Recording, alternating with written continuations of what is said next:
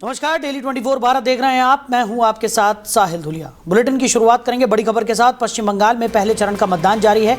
152 सीटों पर कड़ी सुरक्षा में वोटिंग की प्रक्रिया चल रही है। सुबह 9 बजे तक 18.76% मतदान हो चुका था। पश्चिम मिदनापुर में सबसे ज्यादा वोटिंग दर्ज की गई। मालदा जिले में सबसे कम मतदान रिकॉर्ड किया गया है। तो पश्चिम बंगाल विधानसभा चुनाव 2026 के पहले चरण में आज राज्य की 152 विधानसभा क्षेत्रों और 16 जिलों में कड़ी सुरक्षा व्यवस्था के बीच मतदान जारी है। सुबह से ही मतदाता अपने अपने मताधिकार का मतदान केंद्रों पर पहुंचकर इस्तेमाल कर रहे हैं और लोकतंत्र की प्रक्रिया में भाग ले रहे हैं। शुरुआती मतदान आंकड़ों के अनुसार सुबह 9 बजे तक कुल 18.76% मतदान दर्ज किया गया, जो पहले चरण की सक्रिय भागीदारी को दर्शाता है। विभिन्न जिलों में मतदान प्रतिशत में अंतर देखने को मिला है। पश्चिम मिदनापुर में सबसे अधिक 20.51% मतदान दर्ज किया गया, जबकि मालदा जिले में सबसे कम 16.96% मतदान हुआ है।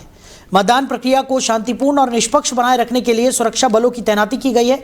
संवेदनशील क्षेत्रों में विशेष निगरानी रखी जा रही है और प्रशासन लगातार स्थिति पर नजर बनाए हुए है। राजनीतिक दलों के उम्मीदवार और कार्यकर्ता भी लगातार मतदाताओं से अधिक संख्या में मतदान करने की अपील कर रहे हैं। चुनाव आयोग ने सभी मतदाताओं से शांतिपूर्ण तरीके से मतदान प्रक्रिया में भाग लेने का आग्रह किया है।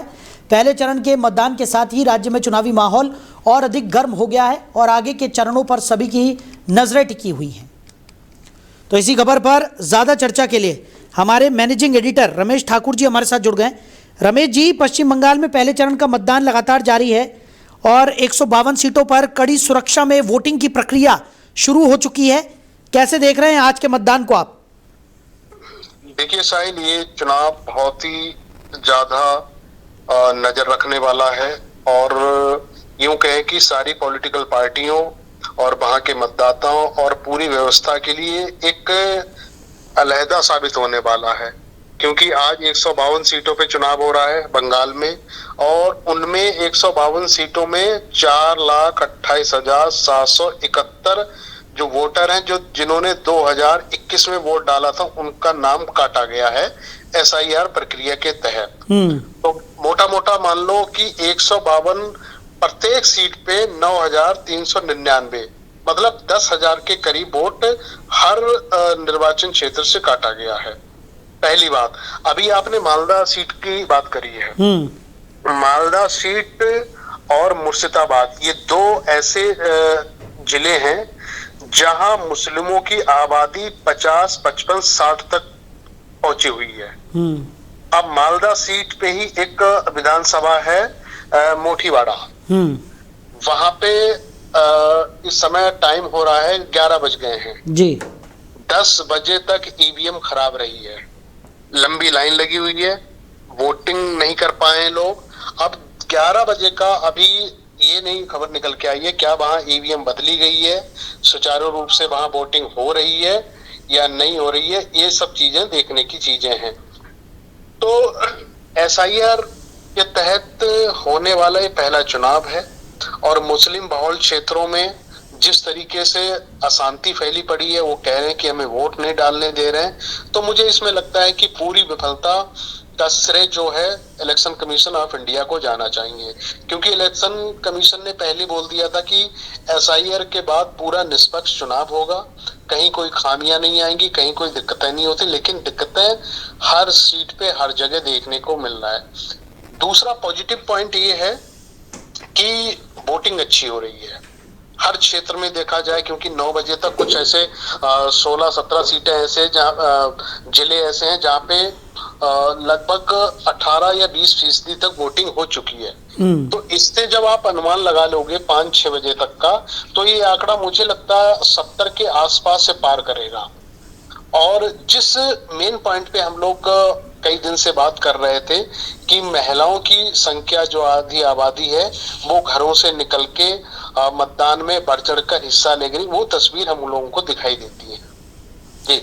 दूसरी तरफ अगर बात की जाए, क्योंकि कई सारे अहम मुद्दे हैं पश्चिम बंगाल के चुनाव की, अगर हम बात करें तो बेहद चुनौतीपूर्ण ये चुनाव रहने वाला है इस बार TMC के लिए भी और भारतीय जनता पार्टी के लिए भी, क्योंकि दोनों ही तरफ से अपनी पूरी ताकत यहाँ पर झोंक दी गई है। और ऐसे में कई ऐसे मुद्दे रहे हैं जो इस बार चुनाव को प्रभावित करने वाले हैं, चाहे वो SIR का मुद्दा रहा हो या जिस तरीके से जो बाहरी लोग हमारे देश में आकर बसने लगते हैं उनको हटाने का मुद्दा रहा हो। गृह मंत्री अमित शाह ने भी कई बार इस मुद्दे को उठाया है। टीएमसी की तरफ से लगातार एसआईआर को लेकर संशय वाली स्थिति बनती रही और ऐसे में ये तमाम मुद्दे इस बार के चुनाव को बहुत ज़्यादा प्रभावित करने वाले हैं। देखिए साहिल, आप कितने भी मुद्दे को आप गिना दो, मुद्दे इस बार दो ही हैं और दो धड़े इस बार पश्चिम बंगाल में लड़ रहे हैं। जो 21 में हमने देखा था वो इस बार है। भारतीय जनता पार्टी का सिर्फ और सिर्फ ये कहना है राम राज की स्थापना करना, और वहीं सत्ता पक्ष है वो कह रही है माँ मानुष माटी की रक्षा करना। ये दो धड़े हैं, इसी पे वोटिंग होगी, इसी पे सब कुछ होगा। अब आपने कहा कि जो बाहरी लोग हैं, बाहरी का कहने का आपका तात्पर्य मुझे लग रहा बांग्लादेशी हो गए, घुसपैठी, यही तो था जी। अब इसमें देखो इसकी भरमार है। जो नॉर्थन जितना भी क्षेत्र है, 7 सिस्टर राज्य ले जाओ, फिर आसाम आ जाओ, बांग्लादेश आ जाओ, यहाँ पे ये मुद्दा बड़ा कुख्यात रहा है कि बांग्लादेशियों का, म्यांमार का आना और जो भी छोटे छोटे जो कंट्री हमारे जो बॉर्डर जिससे शेयर करते हैं, वहां के घुसपैठी आ जाते हैं। ये सबको पता है, लेकिन इस पे यदा कदा कभी कभार चर्चाओं में भी विषय आ जाता है कि घुसपैठियां निकाल दिए गए, लेकिन भारत सरकार ने कोई आंकड़ा अभी तक प्रस्तुत नहीं करा कि इतने घुसपैठियां भारत में या फिर किसी देश में, किसी राज्य में, विशेष तौर पर आसाम या बंगाल में हैं, तो वो प्रस्तुत नहीं कर पाई है। और यही मुद्दा 2021 में था, 2021 में था, लेकिन उस समय 2021 के चुनाव और 26 के चुनाव में अगर हम लोग तुलनात्मक अगर देखें तो 10% का वोटिंग टर्नआउट रहा था। 48% टीएमसी के खाते में था और 38% भारतीय जनता पार्टी के खाते में था। 215 सीटें उनको मिलती थी टीएमसी को और 77 सीटें इनके पास थी। और जो वोटिंग टर्नआउट का जो मार्जिन था वो सिर्फ 10% का था। जैसे दिल्ली में आपने देखा, भाई दिल्ली में आम आदमी पार्टी पिछड़ जाती है 22 सीटें लेके और भारतीय जनता पार्टी सीटें लेके, और मार्जिन कितना रहता है, मुश्किल से 3% का, 3%। लेकिन उसमें उन 3% में सीटें इतनी ज्यादा बढ़ जाती हैं, भारतीय जनता पार्टी सरकार बना ले जाती है। मुझे जहां तक लगता है ये अगर 38% से ऊपर अगर 38 से 40 या 41% तक अगर भारतीय जनता पार्टी चली जाती है तो टक्कर बहुत नेट टू नेट फाइट बहुत करीब की मानी जाएगी। लेकिन अभी जो रुझान, जो चीजें हम देख रहे हैं आज पहले फेज की वोटिंग में, तो आप कह नहीं सकते हो कि टीएमसी सरकार बना लेगी, टीएमसी सत्ता में वापस आ जाएगी और Bharatiya Janata party full fledge सरकार बना लेगी। अभी थोड़ी कंफ्यूजन की स्थिति बनी हुई है जी। चलिए रमेश जी, हमारे साथ जुड़ने के लिए, इस तमाम चर्चा के लिए आपका बहुत शुक्रिया। तो पश्चिम बंगाल में पहले चरण का मतदान जारी है और 152 सीटों पर कड़ी सुरक्षा में वोटिंग की प्रक्रिया सुबह 9 बजे से ही सुचारू हो गई।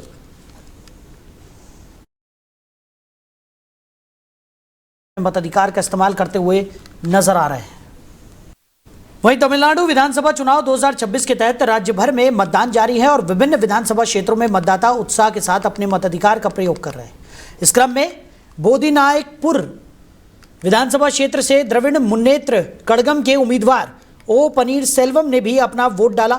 ओ पनीरसेल्वम ने पेरियाकुलम के तेनकराई स्थित 7th डे नर्सरी और primary school south car street ward number 23 में बने मतदान केंद्र पर पहुंचकर मतदान किया। तो मतदान के दौरान सुरक्षा के पुख्ता इंतजाम किए गए और मतदान केंद्र पर प्रशासन की ओर से सभी आवश्यक व्यवस्थाएं सुनिश्चित की गई थी। राज्य के विभिन्न हिस्सों में सुबह से ही मतदाताओं की लंबी कतारें देखी जा रही हैं। युवा, बुजुर्ग और महिलाएं बड़ी संख्या में मतदान केंद्रों पर पहुंच रहे हैं। चुनाव आयोग की तरफ से शांतिपूर्ण और निष्पक्ष मतदान सुनिश्चित करने के लिए विशेष निगरानी रखी जा रही है। राजनीतिक दलों के उम्मीदवार भी लगातार मतदान केंद्रों का दौरा कर रहे हैं और मतदाताओं से अधिक संख्या में मतदान करने की अपील कर रहे हैं। तो मतदान प्रक्रिया के बाद परिणामों को लेकर सभी की नजरें टिकी हुई हैं। वहीं पश्चिम बंगाल में चुनावी माहौल के बीच मुर्शिदाबाद में तनाव की स्थिति देखने को मिली, जहां तृणमूल कांग्रेस के कार्यकर्ताओं और आम जनता यूनियन पार्टी यानी AUJP के संस्थापक हुमायूं कबीर के बीच झगड़ा हो गया। बताया जा रहा है कि हुमायूं कबीर उस इलाके का दौरा करने पहुंचे थे जहां एक दिन पहले कच्चा बम फेंके जाने की घटना सामने आई थी। दौरे के दौरान दोनों पक्षों के बीच कहासुनी शुरू हुई, जो देखते ही देखते झड़प में बदल गई। मौके पर मौजूद लोगों के अनुसार स्थिति कुछ ही देर के लिए तनावपूर्ण हो गई और स्थानीय स्तर पर अफरा तफरी का माहौल बन गया। हालांकि बाद में स्थिति को नियंत्रित कर लिया गया। यह घटना ऐसे समय में हुई है जब राज्य में चुनाव को लेकर राजनीतिक गतिविधियां तेज हैं और विभिन्न दलों के नेता लगातार क्षेत्रों का दौरा कर रहे हैं। सुरक्षा एजेंसियां भी अलर्ट मोड पर हैं, खासकर उन इलाकों में जहां पहले से तनाव की स्थिति रही है। फिलहाल प्रशासन पूरे मामले पर नजर बनाए हुए है और स्थिति को शांतिपूर्ण बनाए रखने के लिए आवश्यक कदम उठाए जा रहे हैं। वहीं महाराष्ट्र के बारामती में उपचुनाव के तहत मतदान जारी है, जहां मतदाता बढ़ चढ़कर लोकतंत्र के इस महापर्व में हिस्सा ले रहे हैं।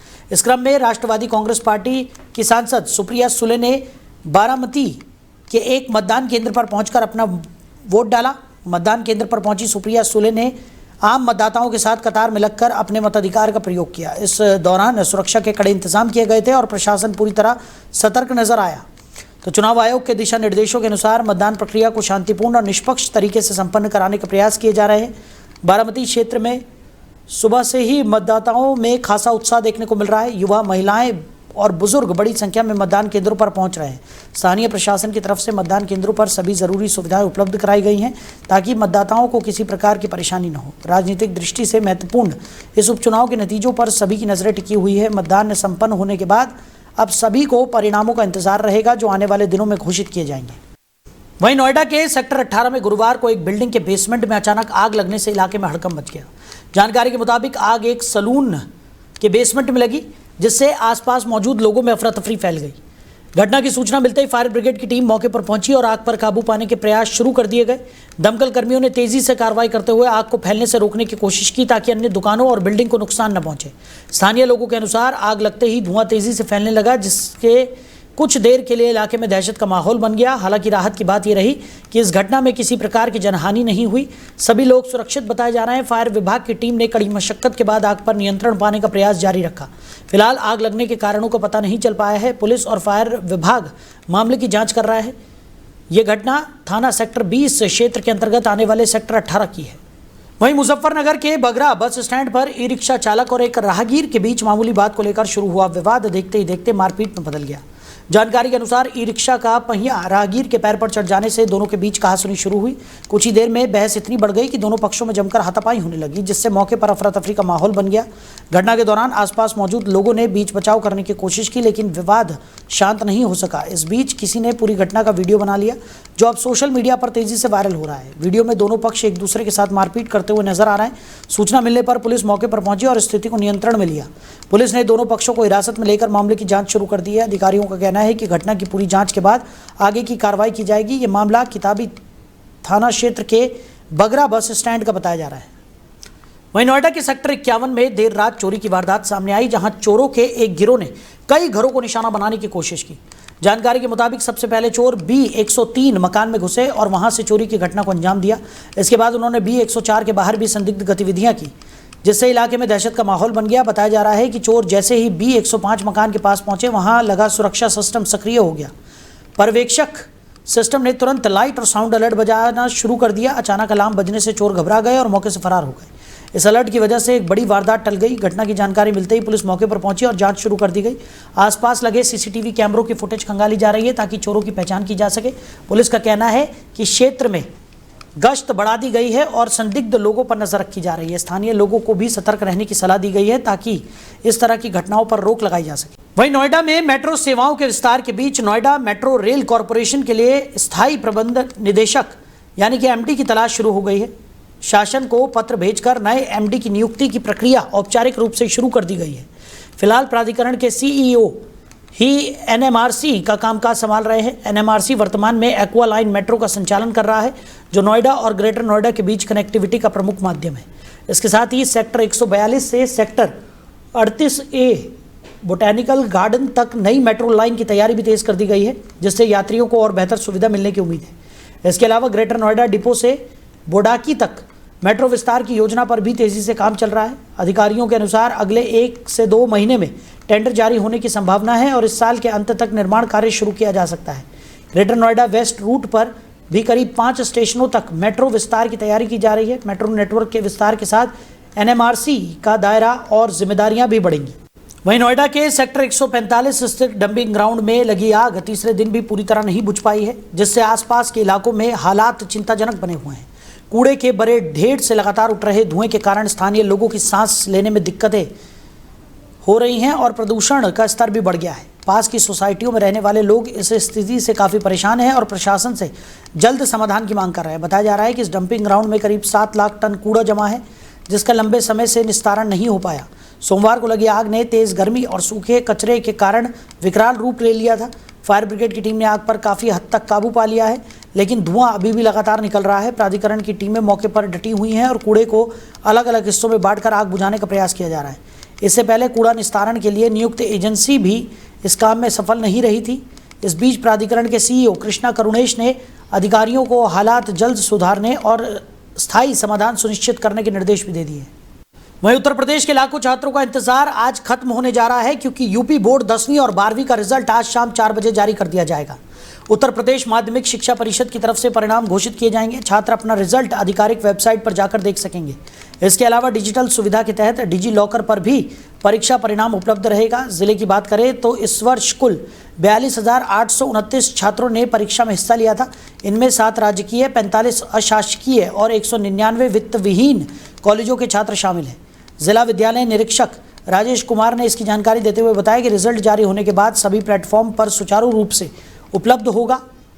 इस बार बोर्ड ने सीबीएसई की तर्ज पर डिजिटल प्लेटफॉर्म को और मजबूत किया है, ताकि छात्र बिना किसी परेशानी के अपना परिणाम देख सके। रिजल्ट जारी होने के बाद वेबसाइट पर भारी ट्रैफिक की संभावना को देखते हुए वैकल्पिक माध्यम भी तैयार किए गए हैं। वहीं शामली जनपद के थाना भवन ब्लॉक के कस्बा बाबरी स्थित विश्व धारिणी गैस एजेंसी पर प्रशासन ने बड़ी कार्रवाई करते हुए गोदाम को सील कर दिया। लगातार मिल रही शिकायतों के बाद एसडीएम शामली के निर्देश पर गठित टीम ने बुधवार को एजेंसी पर छापेमारी की, जो देर शाम तक चली। छापेमारी के दौरान एजेंसी के रिकॉर्ड में भारी गड़बड़ी सामने आई। जांच में बड़े स्तर पर गैस सिलेंडरों की हेराफेरी का मामला उजागर हुआ। एजेंसी संचालक की ओर से जहां केवल 180 सिलेंडर आने की जानकारी दी गई थी, वहीं रिकॉर्ड और वास्तविक स्टॉक में बड़ा अंतर पाया गया।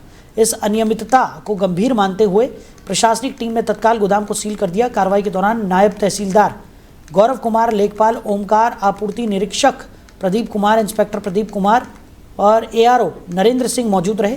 अधिकारियों के अनुसार पूरे मामले की विस्तृत जांच की जा रही है और दोषियों के खिलाफ सख्त कार्रवाई की जाएगी। इस कार्रवाई के बाद क्षेत्र में हड़कंप मच गया है। स्थानीय लोगों का कहना है कि गैस वितरण में लंबे समय से अनियमितताओं की शिकायतें मिल रही थी, जिस पर अब प्रशासन ने सख्ती दिखाई है। वहीं उत्तर प्रदेश के जनपद हापुड़ में भगवान श्री परशुराम जन्मोत्सव के पावन अवसर पर भव्य कार्यक्रम का आयोजन किया गया।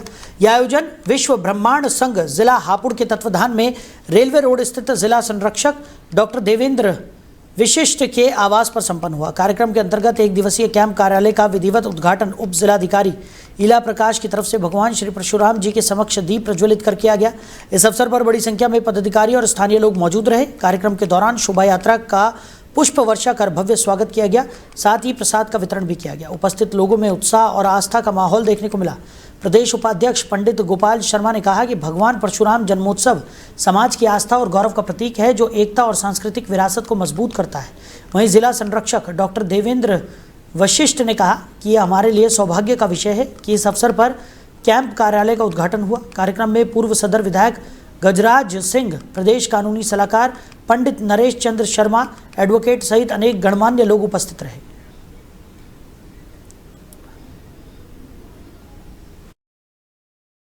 देखिए, भगवान परशुराम जी का जन्मोत्सव ब्राह्मण समाज प्रतिवर्ष बहुत हर्ष उल्लास के साथ मनाता है। उसकी वजह यह है कि ब्राह्मण समाज के ये भगवान विष्णु के छठे अवतार हैं। शस्त्र और शास्त्र के ज्ञाता हैं। एक अकेले भगवान परशुराम ऐसे हैं जिन्होंने आतंकियों का विनाश किया। भगवान परशुराम जिनका जन्म अक्षय तृतीया को हुआ, अक्षय तृतीया जिसका कभी क्षय नहीं होता, तो ऐसे ही हमारे भगवान परशुराम जिनकी यश का, जिनकी कीर्ति का कभी क्षय नहीं होता। और दूसरी बात कि हम आज समाज को इसके द्वारा क्या संदेश देना चाहते हैं। भगवान परशुराम राम भी हैं जिनके अंदर मर्यादा भी है और परशु भी है जिनके पास आतंकों को मिटाने के लिए। तो जो अनैतिकता की राह पर चल रहे हैं हमें उनका सामना करना होगा। आज हमारे समाज को सीखना होगा कि जो लोग अनैतिकता की राह पर चल रहे हैं, जो लोग आतंकी की राह पर चल रहे हैं, उनका दमन करना बहुत आवश्यक है। तो आज हमारे बच्चे इस चीज़ को सीखें और हमारा न केवल ब्राह्मण समाज बल्कि समस्त समाज इस चीज़ को सीखे कि भगवान परशुराम ने जो निर्देश दिया है कि आतंक को खत्म करो। जब धरती पर अन्याय बहुत बढ़ जाता है, खरपतवार जब हरियाली को खाने लगती है और जब नदी की धारा मंद हो जाती है और जब आकाश मौन हो जाता है, तब पर्वत जैसे विशाल हृदय से एक बादलों की गर्जना जन्म लेती है। वो परशुराम है। परशुराम वो है जिनके आंखों में बिजली की चमक है लेकिन दिल में एक गंगा की धारा रहती है। वो परशुराम है। तो सिर्फ ये कहना चाहूँगा कि तुम रहोगे रागनी के रागों में, फूलों के बागों में, समंदर की लहरों में, गजलों की बहरों में, इन हवाओं में, इन फिजाओं में, दूर इंद्रधनुषीय रंगों से लगे हुए क्षितिज पर दिखते हो तुम, पर भगवान परशुराम हमारे दिलों में बसते हो। तो फिलहाल इस बुलेटिन में मेरे साथ इतना ही। आप बने रहिए। नमस्कार।